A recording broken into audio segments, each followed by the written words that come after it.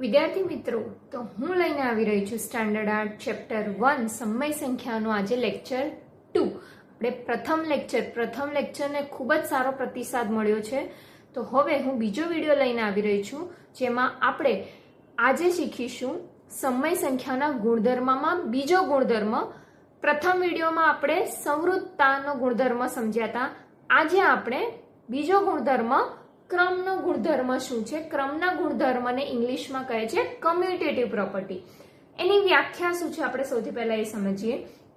તો કે ક્રમનો ગુણધર્મ એટલે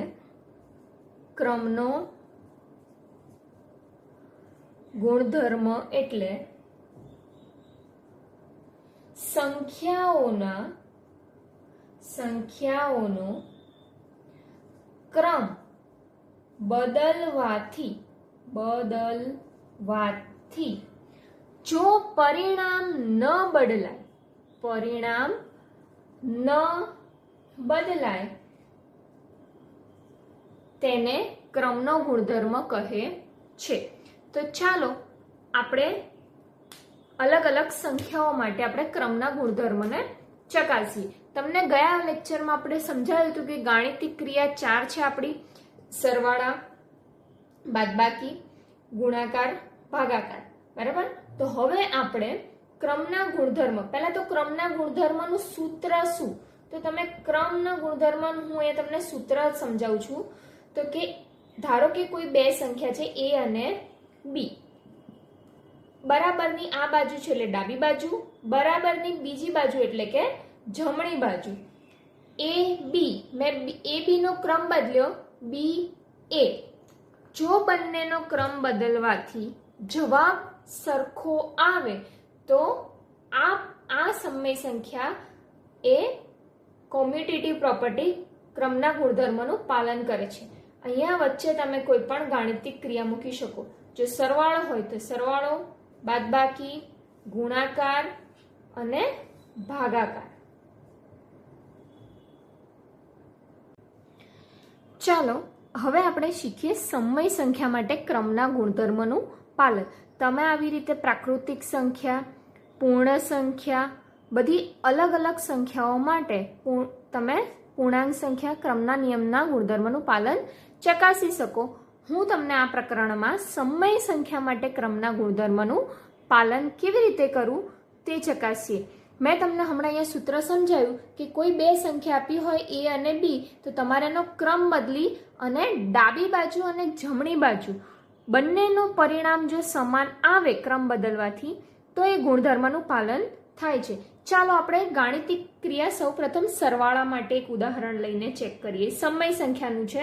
તો ધારો કે ડાબી બાજુ ડાબા બરાબર -2/3 પ્લસ 5/7. મેં અહીંયા એક સમય સંખ્યાનું ઉદાહરણ લીધું છે.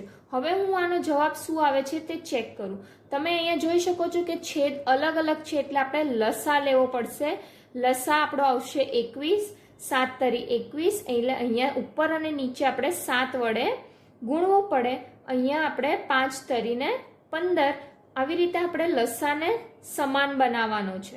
છેદ સમાન એટલે તમને અંશમાં -14 પ્લસ 15, તો જવાબ આવશે 1/21. હવે આપણે જમણી બાજુ ચેક કરીશું. જબા શું આવે છે તે તમારે જોવાનું છે. જબા માટે તમારે ક્રમ બદલવાનો છે. જબા માટે તમારે શું કરવાનો? ક્રમ. હવે અહીંયા 5/7 પ્લસ -2/3, કારણ કે સરવાળાની ક્રિયા માટે ચેક કરીએ છીએ એટલે વચ્ચે પ્લસની નિશાની રાખી. હવે ફરીથી તમારે છેદ સમાન કરવાનો, લસા લેવાનો. અહીંયા 15/21 પ્લસ -14/21. બે સાઇન સાથે ના રહે, એની તમારે એક સાઇન બનાવવાની, પ્લસ -/21. તો અહીંયા પણ જવાબ તમને 1/21 મળ્યો. એનો મતલબ શું થયો કે ડાબા બરાબર જબા તમારે થાય છે. બંને ક્રમ બદલવા છતાં પરિણામમાં કોઈ ફેરફાર જોવા મળતો નથી. ડાબા બરાબર જબા થાય છે એટલે સરવાળાની ક્રિયા માટે સમય સંખ્યામાં ક્રમના ગુણધર્મનું પાલન થાય છે. ચાલો ત્યારબાદ બીજી ગાણિતિક ક્રિયા બાદબાકી માટે આપણે ચેક કરીએ ક્રમના ગુણધર્મનું પાલન થાય છે કે નહીં સમય સંખ્યામાં. તો અહીંયા મેં બે સંખ્યા લીધી છે, 2/3 માઇનસ 5/4. અગાઉ તમને જણાવ્યું કે લસા તમારે લેવાનો છેદ સરખો કરવા માટે 4 તરીને 12, 4 દુ 8, ઉપર અને નીચે આપણે 4 વડે ગુણ્યો. અહીંયા આપણે ઉપર અને નીચે 3 વડે ગુણીએ તો લસા આપણો 12 આવશે. 8 માઇનસ 15 છેદમાં 12. 8માંથી 15માંથી 8 જાય તો કે 7 વધે તો -7, કારણ કે 15ની આગળ માઇનસની નિશાની છે, મોટી નિશાની છે, બરાબર. હવે આપણે જમણી બાજુ ચેક કરીએ.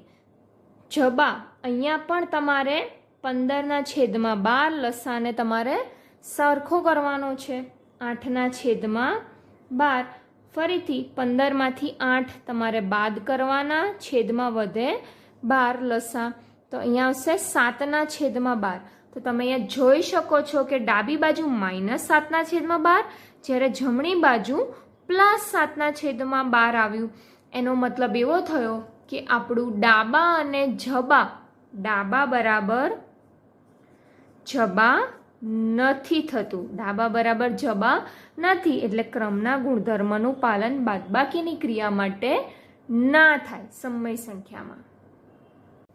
ત્યારબાદ ત્રીજી ગાણિતિક ક્રિયા ગુણાકાર માટે આપણે ચેક કરીએ કે સમય સંખ્યા માટે ક્રમના ગુણધર્મનું પાલન થાય છે કે નહીં. તો અહીંયા તમે જોઈ શકો છો કે મેં એક રકમ લીધી છે, ડાબી બાજુ -7/3 ગુણ્યા 6/5. જમણી બાજુ આપણે એનો ક્રમ બદલીને ચેક કરીએ. તો સૌ પ્રથમ ડાબી બાજુ જો ક્રોસમાં છેદ ઉડતો હોય તો તમે આવી રીતે ઉડાડી શકો. અહીંયા છેદ ઉડે છે, 3 × 3, 3 દુ 6, તો -14/5. અહીંયા પણ તમે છેદ ઉડાડી શકો ક્રોસમાં ગુણાકારની ક્રિયામાં. તો અહીંયા પણ જવાબ આવ્યો -14/5. એનો મતલબ એવું થયું કે ડાબા બરાબર જબા થાય છે, માટે સમય સંખ્યામાં ગુણાકારની ગાણિતિક ક્રિયામાં ક્રમના નિયમનું પાલન થાય છે. ત્યારબાદ છેલ્લી ગાણિતિક ક્રિયા ભાગાકાર માટે આપણે સમય સંખ્યા માટે ચેક કરીએ કે ક્રમના ગુણધર્મનું પાલન થાય છે કે નહીં. અહીંયા મેં એક ઉદાહરણ લીધું છે. ડાબી બાજુનો ક્રમ છે -5/4 ભાગ્યા 3/7. તો તમે જાણો છો કે સમય સંખ્યામાં ભાગાકાર કેવી રીતે થાય. તો કે તમારે સૌ પ્રથમ ભાગાકારની જે નિશાની છે એની જગ્યાએ ગુણાકારની નિશાની કરવાની અને પાછળની જે સંખ્યા છે એનો વ્યસ્ત લેવાનો. 3/7 હતું એની જગ્યાએ હવે થઈ ગયું 7/3 ક્રોસ. હવે આપણે ગુણાકારની જેમ જ ગુણાકાર આપણે કર્યો તો એમ ક્રોસમાં જો કટ થતું હોય તો કરવાનું, ના થતું હોય તો તમે 5 × 35 ઉપરના અંશનો ગુણાકાર અને છેદનો ગુણાકાર 4 તરી 12. આવી રીતે તમે જવાબ લાવી શકો. હવે ત્યારબાદ હું જમણી બાજુ ચેક કરું છું. ક્રમ બદલ્યો છે આપણે, ભાગાકારની જગ્યાએ ગુણાકારની નિશાની અને સંખ્યાને આપણે વ્યસ્ત કરવાની. તો 4 તરી 12 છેદમાં 35. તો તમે અહીંયા જોઈ શકો છો કે ડાબા બરાબર જબા નથી થતું, ડાબા બરાબર જબા નથી થતું, માટે સમય સંખ્યા માટે ભાગાકારની ક્રિયામાં ક્રમના ગુણધર્મનું પાલન નથી થતું. જો તમારે મારા વિડીયો પસંદ આવતા હોય, તમારે આગળ લેક્ચર આની પછીનો ત્રીજો ગુણધર્મ સમજવો હોય તો મને ચોક્કસથી કમેન્ટ કરજો. Don't forget to like, comment and subscribe. Thanks for watching.